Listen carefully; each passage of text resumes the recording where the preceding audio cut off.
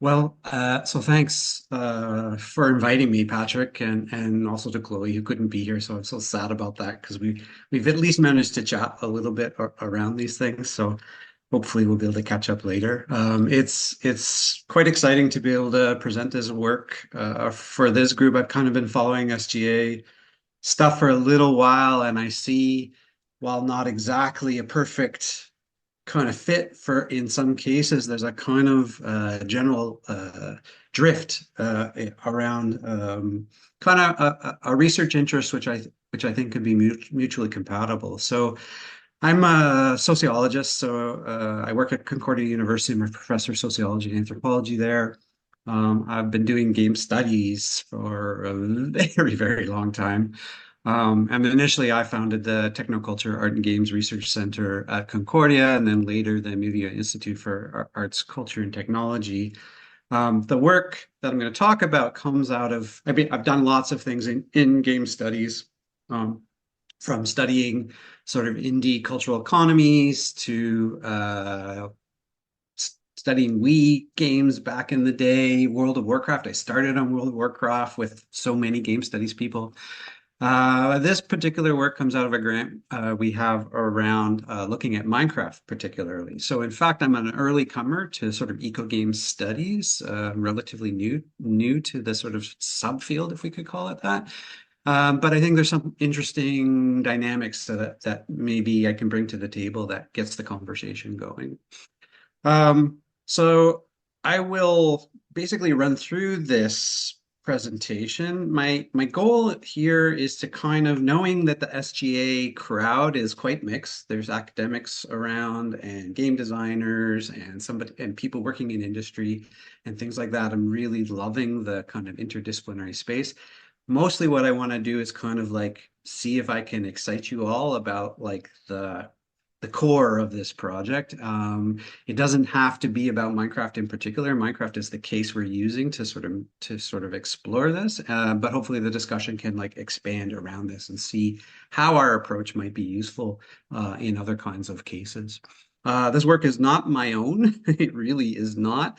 It's my great joy and pleasure to actually, of all the projects I've ever done, work with an incredibly amazing group of students and fellow faculty. So there's my co-PI, Darren Werschler, and then an amazing team, in this case, for this particular case, Sharon Ali, who's our kind of engineer on the project, I guess. Rosie, who's here, who's a sociology student, Maya Earl, who's a media studies student, and William Nuttall, who is our, if you like, our collaborator. I call him the professional modder of the crowd.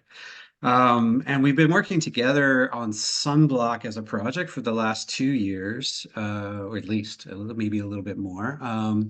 But we're really focused and sort of obsessing about our most recent work. So that's essentially where I'm going to start. So this presentation is about our research creation project to build, if you like, a solar-powered modded Minecraft server with custom mods that give access to real-time data about the energy production and consumption of the system as a condition of possibility for playing the game itself. The goal of the project is to blend, or if you like, bleed, the actual material conditions of gameplay, the computer hardware, networking, energy infrastructure with the production of the game world itself. So that rather than just playing a game with a thematics or a message around energy transition, for instance, we're kind of trying to provide a direct, tangible, and playable experience of the energy infrastructures which make that experience possible.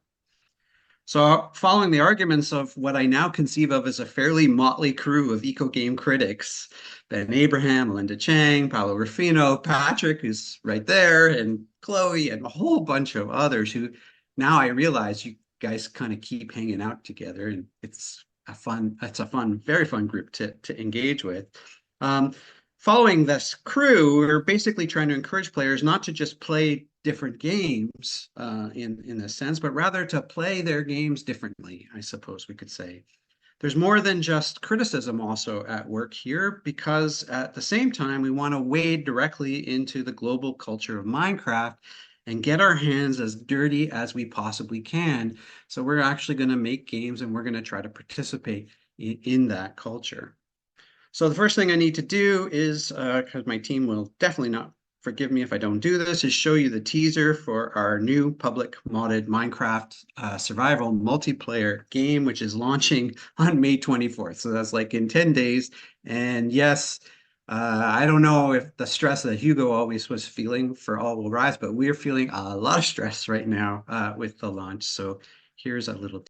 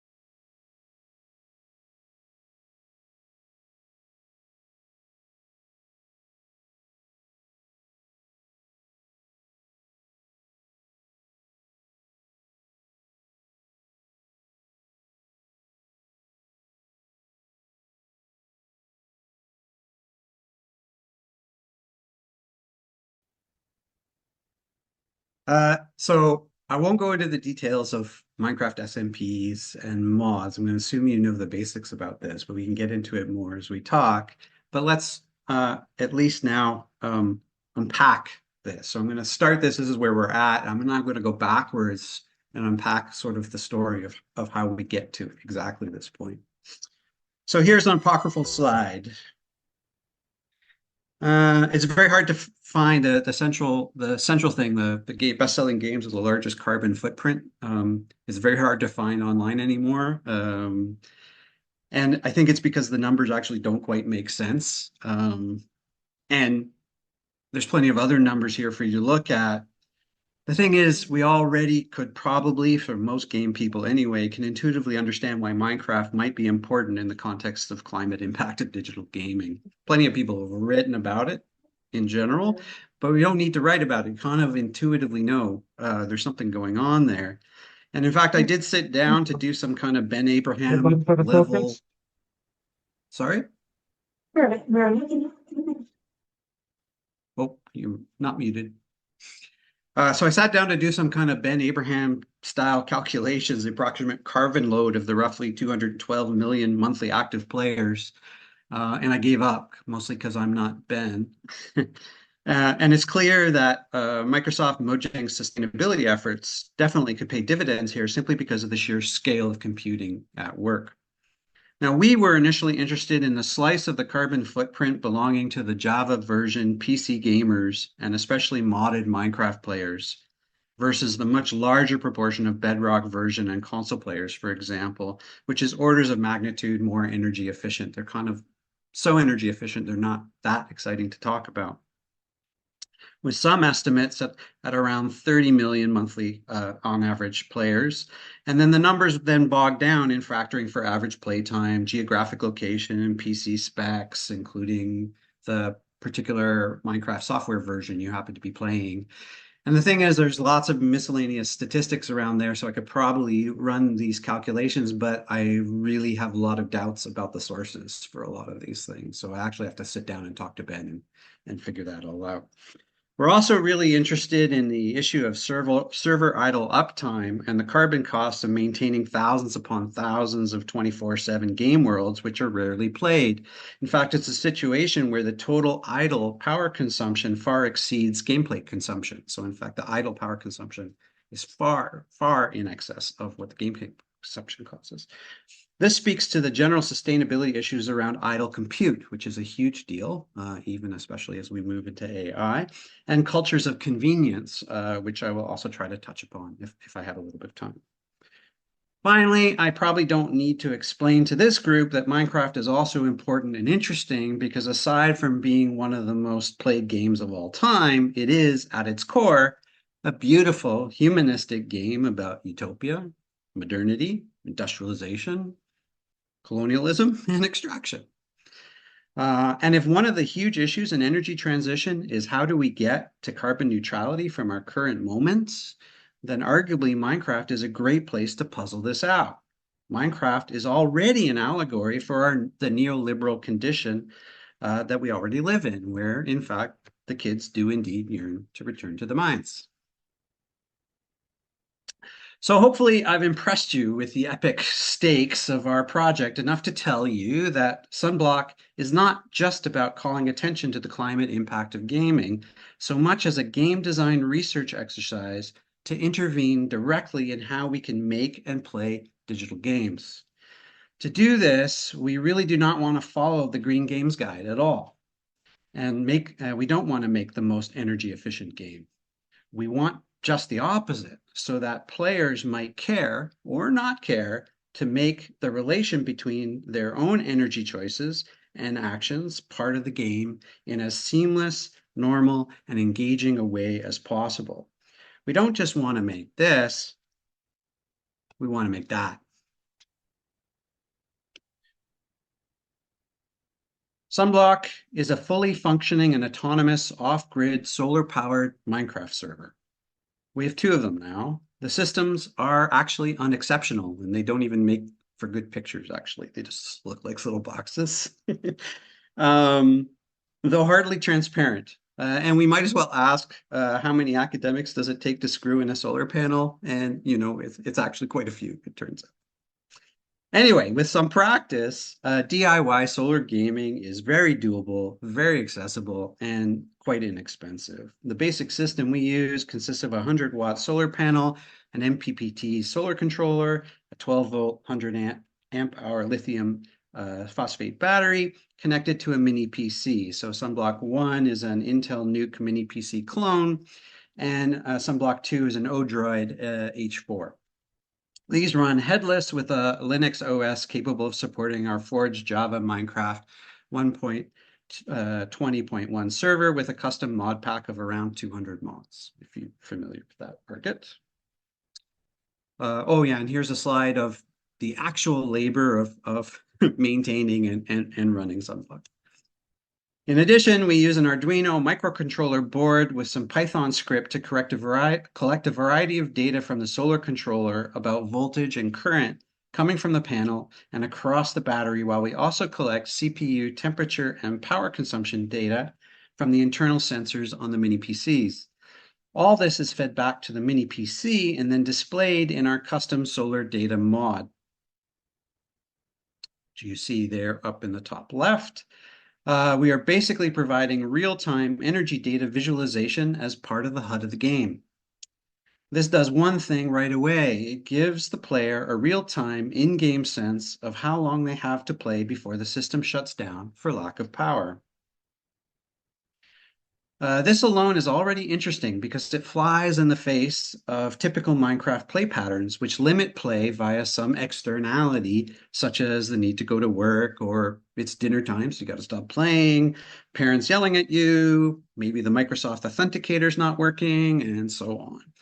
In principle, and especially in Minecraft, gameplay is infinite. There's no end of the game. Even more to the point, we are working with a multiplayer server here and not the PC client. Server worlds are typically always on and persistent, allowing players to come and go. And here, we are reminded directly that the empty world with no players still draws power. And so here we have power graphs that we generate routinely throughout the project, and this is a display of the idle, basically the idle power draw. Play on Sunblock is potentially infinite, but of course it depends on how and when you play. The players must consider the battery charge, the weather, and the overall power consumption of the server, and this is where the most exciting part of the project starts. What you do in the game makes a difference to the power consumption of the server. Now, hold on, I don't want to overblow this. Only certain kinds of in-game actions will register significant CPU temperature and power draw changes on the server. Remember, we're working server side, not client side. So a battle between iron golems and magma cubes doesn't change power draw that much, nor does a massive fire in the nether, for instance. But one obvious and poignant example is walking in game versus flying. Now, anyone here who has played Minecraft knows that flying is a much desired end game goal. so that without mods, you have to fight the Ender Dragon and hunt down Elytra, which are kind of wings, in the end. Flying puts pressure on the processor to load parts of the world, which are called chunks in our argot, faster than with walking, which significantly drives up the power draw. Flying around makes the battery drain faster. Fly too much, and your game will be cut short. When we magnify that to a multiplayer situation, everything becomes more interesting since, in principle, the players who want the game to last longer must convince the other players to stay on the ground. This is more than just window dressing. Players start to inform each other of the weather, and they look up in advance what the weather will be in Montreal. They're nervous if they hog too much server time, and they gather in solemn ritual to watch the battery drain and the server shut down. They ask questions and offer suggestions for performance improvements and express interest and curiosity about solar energy.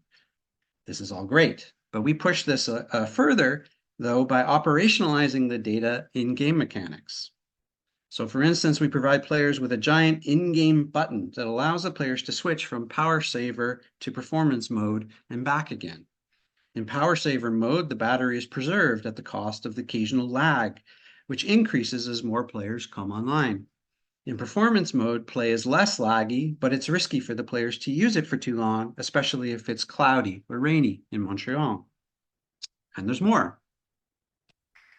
We've made a solar-powered Minecraft mod. Because our Minecraft server runs on solar energy, we've created a whole suite of tools that harness the power of the real live sun and bring it into the game. When the sun's up and there's a lot of power coming in, your sword hits harder, your tools work quicker, and you can even repair durability just by crouching. When the sun sets, you can tell. So solar tools, including a sword with damage indexed to the voltage coming off of our solar panel and heal durability based on solar current. Players might use their pickaxe during an evening of play in Montreal and then log quickly the next day at noon to restore their tools, while players in other time zones could time shift. So for instance, Montreal players could leave their tools for a UK player to charge up, as their normal 7 p.m. game time was a solidly sunny 2 p.m. in Montreal. And we barely scratched the surface of what is possible here. But while implementations of these kinds of mods are exciting and they make for really interesting different modalities of gameplay, the imagination of players for proposed mods and game mechanics is equally exciting. So the idea of enrolling players into imagining new kinds of mechanics using these tools is just as fun as actually implementing a mod. But it's not all 100% amazing. No, it's really not. I mean, it's cool, but it's got problems. One of our biggest concerns is echoed in the literature on domestic energy metering, for instance.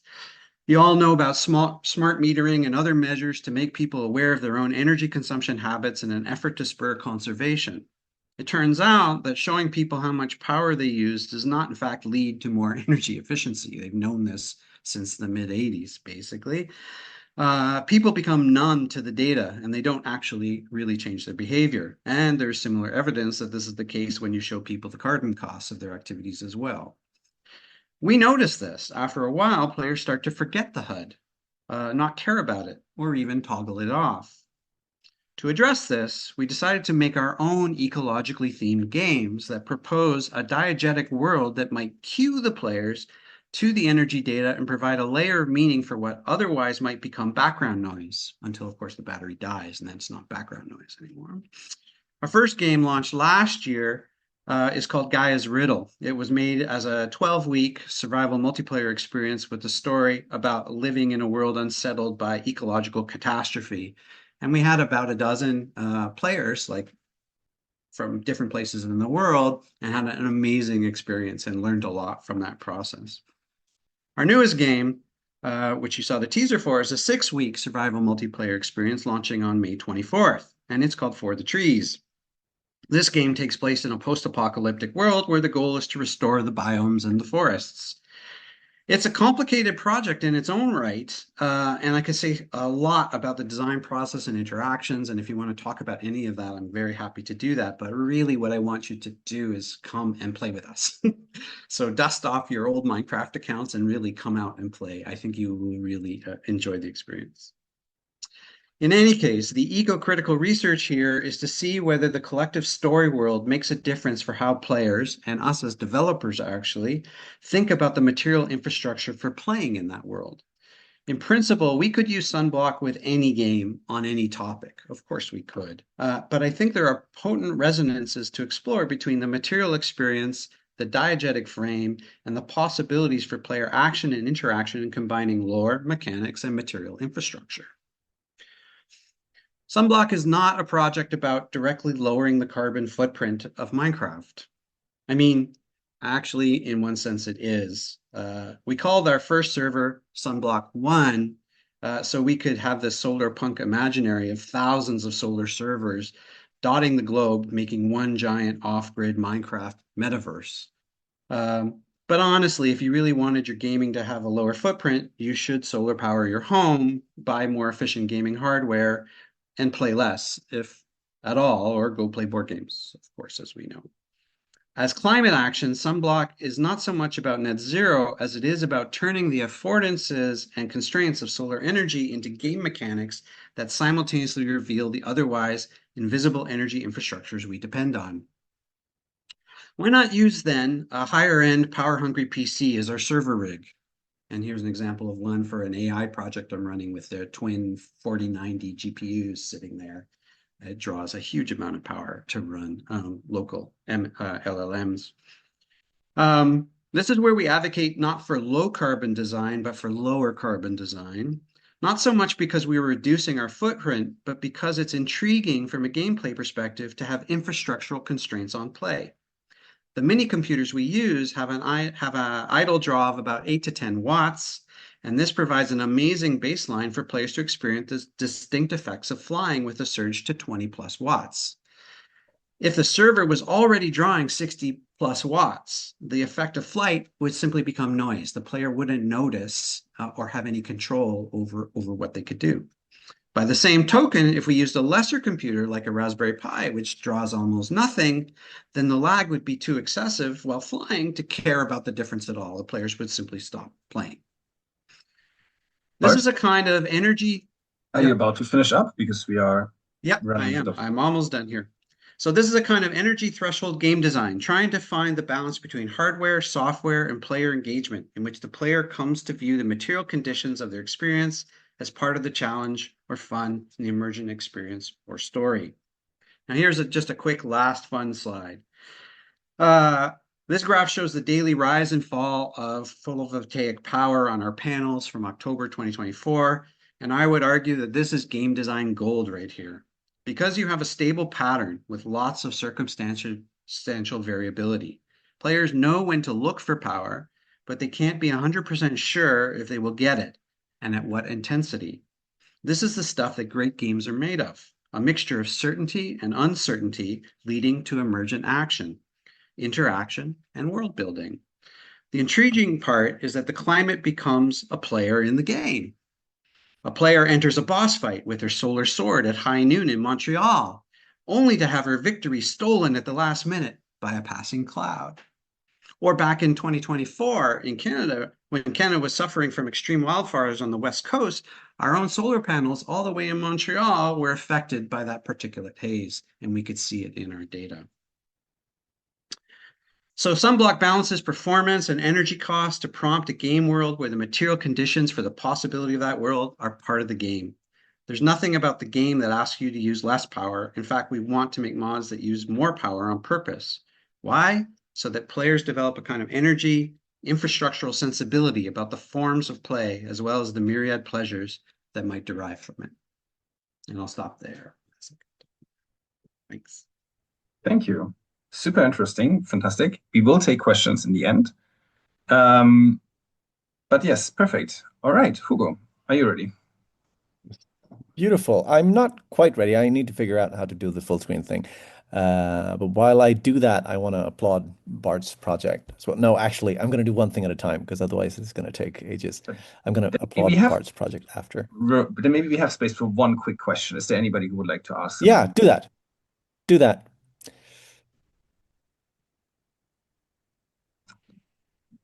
If not, I have a question, Bart.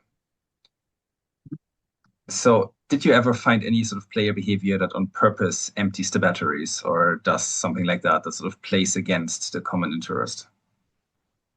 Absolutely. I mean, this is the important part of taking our project to the world, right? And actually pushing it into player communities and especially in the modding culture of Minecraft. Everything from like this is the stupidest idea ever to like this is super cool. But of course, when players are let loose in these kind of spaces and we give them permission to waste energy, I mean, Guy's Riddle was great because we made the mistake of actually giving players access to a nuclear bomb in the game.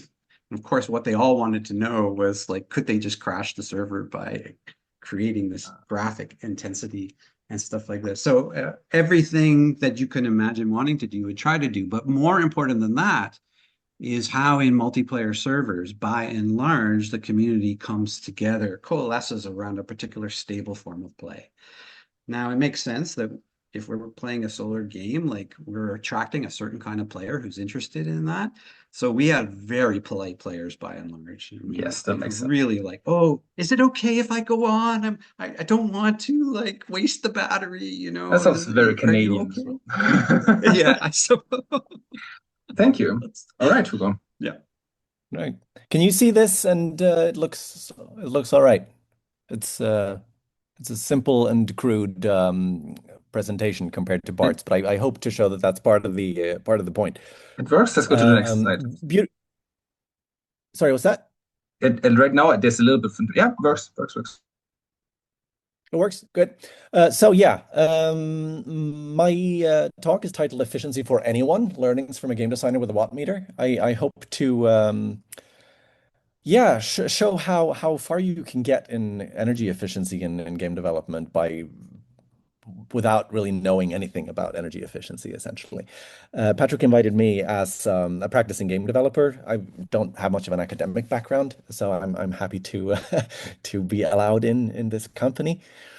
Um, and yeah, I've been an independent game dev for the past 15 years or so, worked on a bunch of different games. Highlights include They Breathe, Stick It to the Man, Faye, Ultros, and All Will Rise, which I'm working on now. I'm going to be pulling mostly from the latter two, Ultros and All Will Rise, so that's why you see them pictured here. Um, I should mention that I also co-founded the IGDA Climate Special Interest Group, and I will be drawing from a lot of experience from that group in general. I came into this work thinking a lot about yeah, behavior change and how to make thematically green games.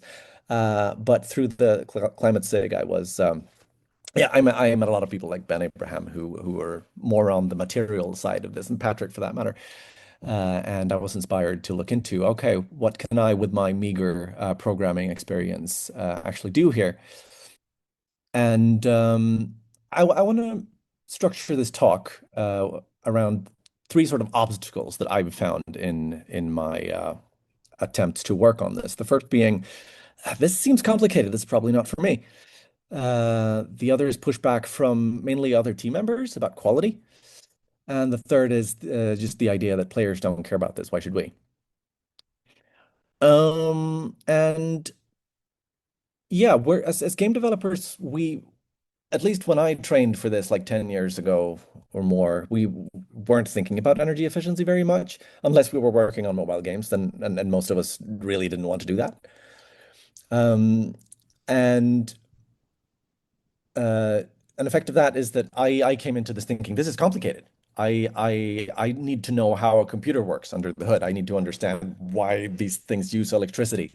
I can't do these things. I need to if we're going to work on this, we need like a dedicated programmer for it. And it took me a really long time to realize that that's really not the case. Like you can go extremely deep into these things, as we all know, as we've seen with not least with Bart's project, which I'm going to gush more about that later. But at the end of the day, like the one thing that decides the vast majority of any game's energy footprint is two numbers, really. It's resolution and its frame rate. And those are so simple to change that we're not really even talking about an engineering problem anymore. We're talking about something that we should bring up with our designers and our artists. So Patrick asked me to think about like what should academia teach its students about energy efficient game design, and I think this is one of the core things to I mean, keep teaching programmers about how to think deeply about things and how things really work and how to be structural and systemic in measuring how the impact you're having. But don't forget about the designers and the game artists. Yeah, I've already talked about this stuff because I think that's one of the main solutions to this problem for me. Just the realization that I can work on this. As a designer, I think that my job is to figure out which parts of this game are 60 FPS and which parts can we lower the frame rate to 30. And for artists, the same, like which parts of this game needs to be 4K and where can we get away with HD or lower.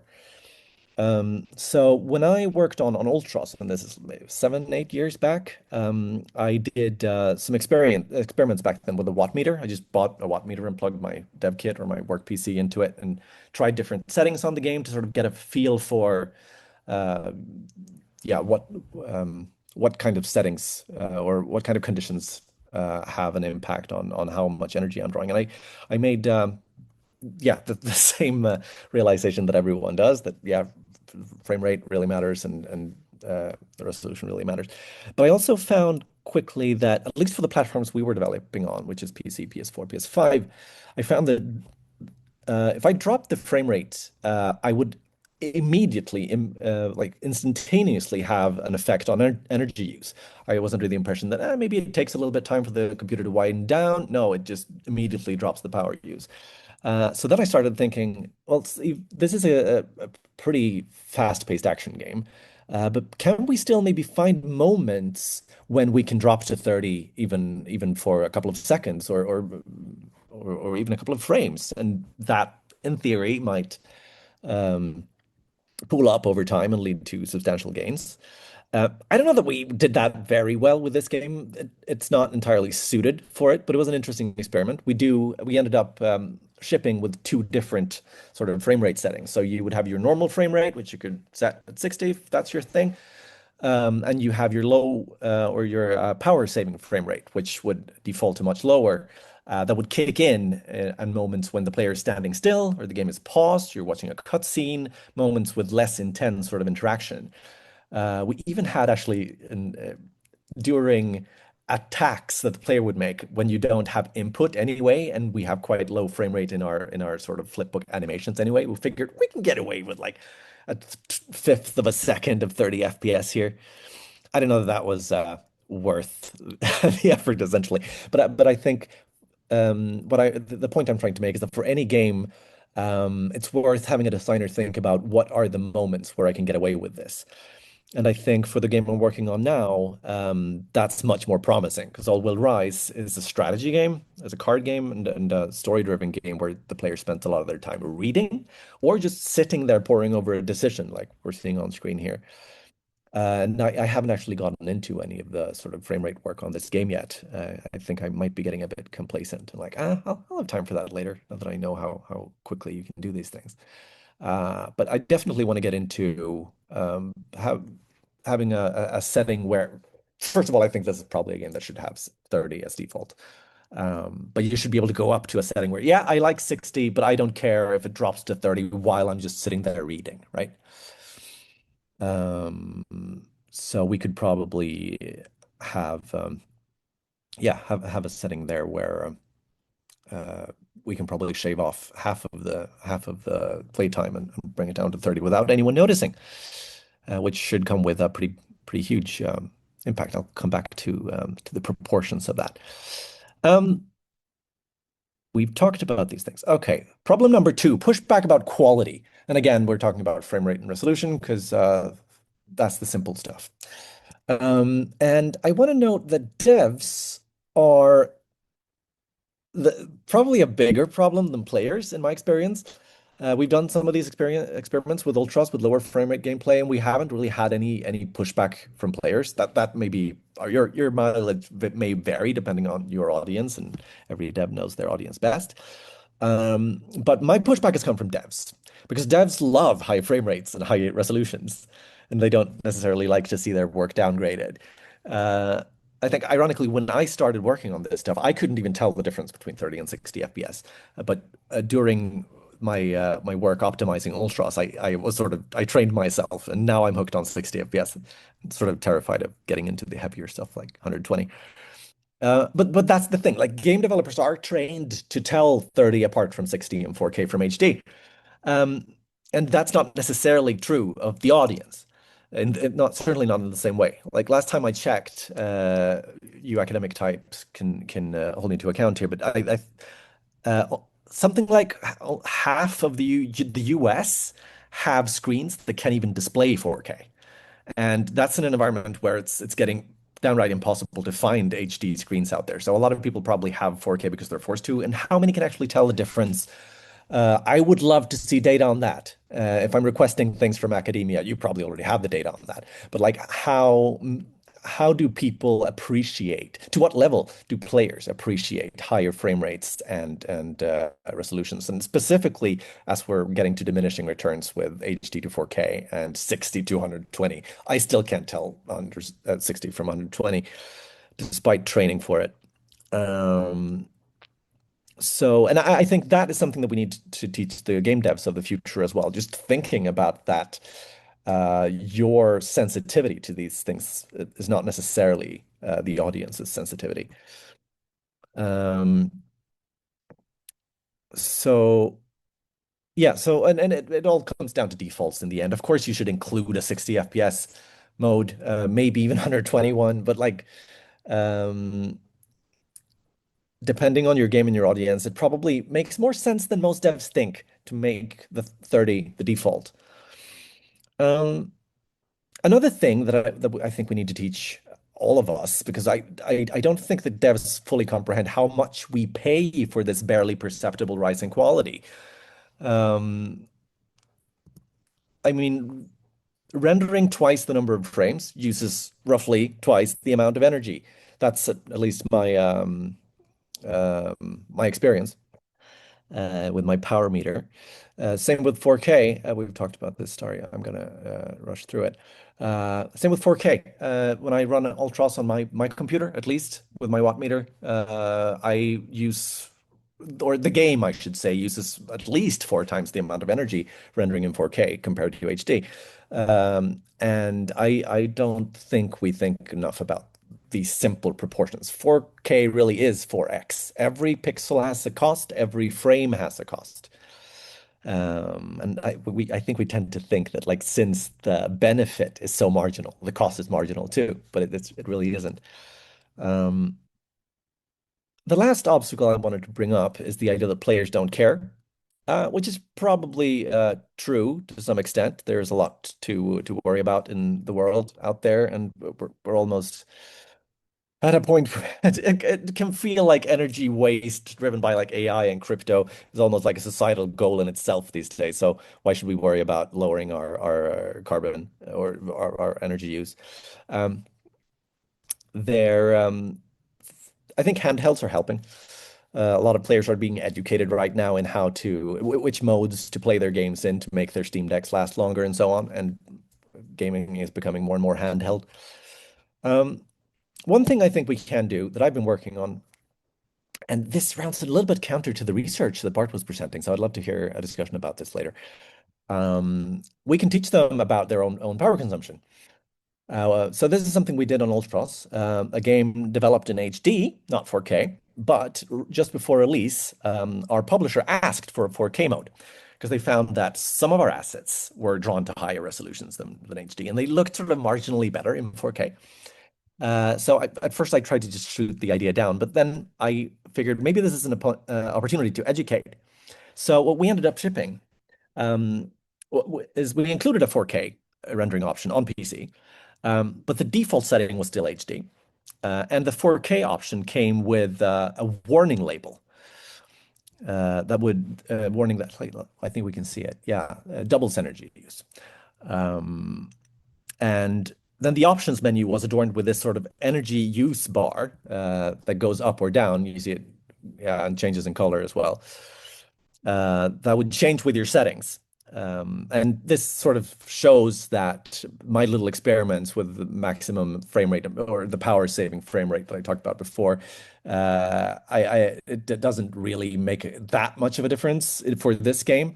But you change the resolution and the frame rate, it's night and day, right? That's HD 30 FPS versus 4K 4K 60. And this is obviously a very crude representation of data that I've just sort of pulled from a single data set. And I'm sure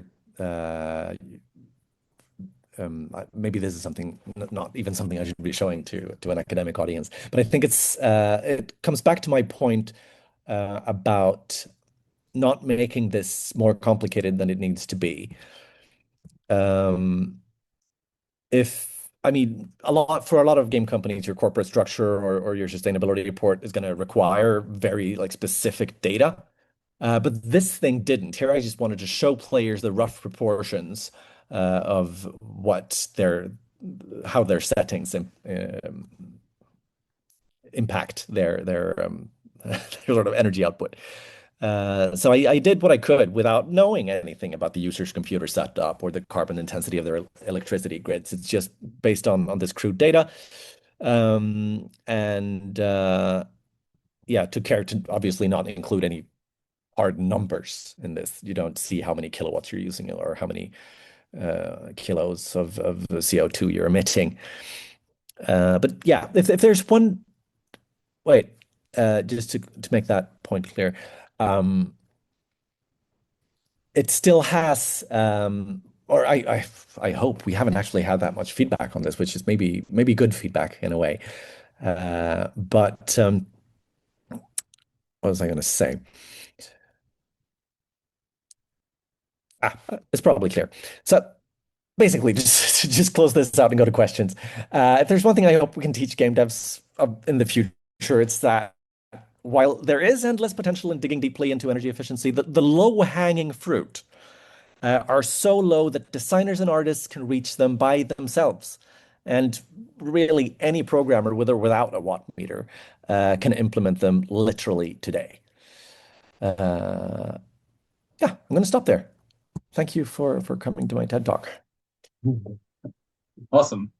Thank you so much, Hugo.